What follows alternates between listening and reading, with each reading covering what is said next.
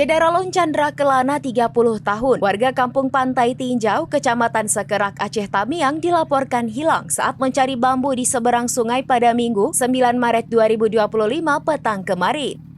Sejumlah warga memastikan korban hanyut terseret arus sungai ketika mencoba menyeberangi sungai dengan membawa 2 karung berisi bambu. Saksi mata tersebut juga memastikan bahwa sejumlah orang sempat mengejar korban menggunakan perahu. Namun kecepatan perahu tidak bisa mengimbangi derasnya arus sungai sehingga korban dinyatakan hilang. Berdasarkan laporan yang diterima BPBD, sore itu korban diantar oleh abang iparnya ke seberang sungai menggunakan perahu untuk mencari bambu.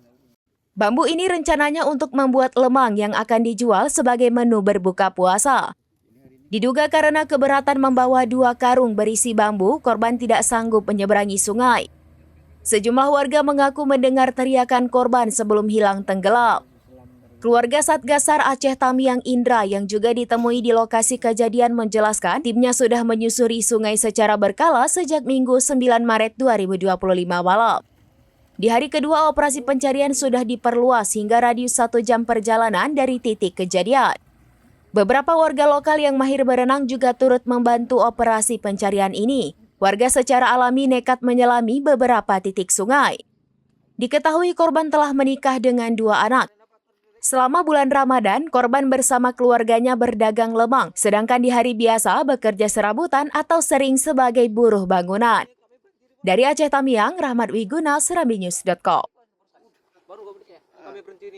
Belum ada.